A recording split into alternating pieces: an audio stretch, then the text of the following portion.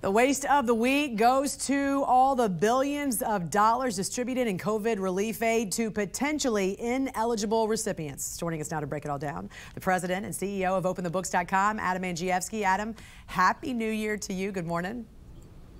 Good morning. Happy New Year, Jan. This new report from the Inspector General of the Small Business Administration found, let's take a look at this, folks, $3.6 billion was potentially given to people who did not qualify for the funds.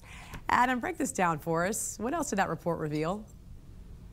So it's a tremendous amount of money. Yes. There's lots of people out there that claim to be a small business that got literally billions of dollars, and they should not have been paid out by the federal government, by the Small Business Administration.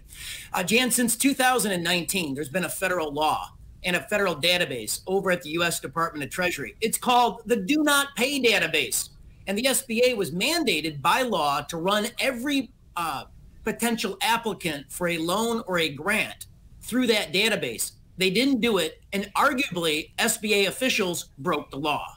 And in fact, according to a report in the New York Times, 15% of the Paycheck Protection Program loans were fraudulent. So where is the oversight for these programs, Adam?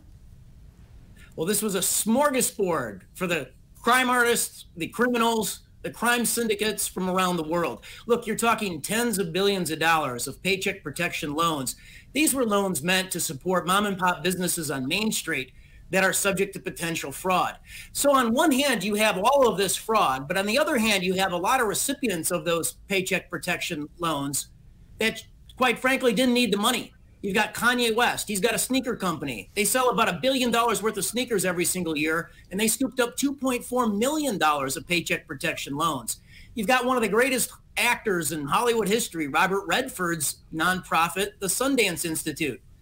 Their IRS informational returns show they have $55 million of assets, and they took $3 million worth of paycheck protection loans. So there's a lot of people out there that got a lot of money, millions of dollars, that didn't really need the money. In fact, I was looking at this report, and of the 75,180 loans that were given out to potentially ineligible recipients, 27,000 of these were already flagged for potential fraud. So it's not that these were just given out haphazardly. There were some red flags that came with some of these, 27,000. So how are these loans still able to be distributed despite being flagged? Well, I think people want accountability, and Congress needs to crack down. So we know who got the money, 27,000 entities that shouldn't have received it. They were the ones on the do not pay list that got paid. But you also have to bring accountability to the SBA officials. And I'd like a congressional investigation. They had the law on the books since 2019, ahead of the pandemic. They were supposed to use that database. They were supposed to follow federal statutes, and they didn't.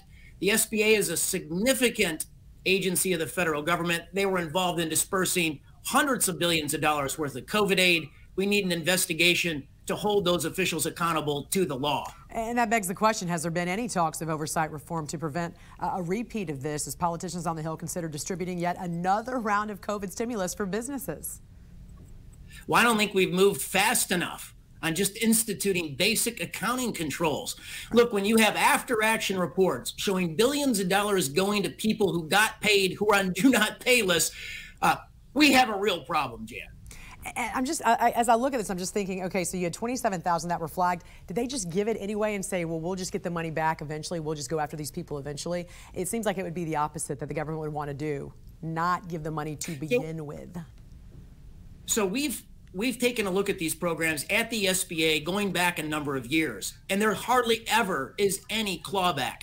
For example, in my own hometown, we flagged a loan that the SBA gave to a Lamborghini auto dealer, $2 million a couple of years ago. The auto dealer went belly up and stuck taxpayers with the entire loan, $2 million. Wow. In your hometown there in Chicago, near Chicago? In the Chicago suburbs in Hinsdale, Illinois. Got it. We've also flagged the SBA over the course of the last, since 2007, has given out $300 million in lending, cheap lending with low interest rates to America's country clubs, golf clubs, swim clubs, beach clubs, and yacht clubs across America.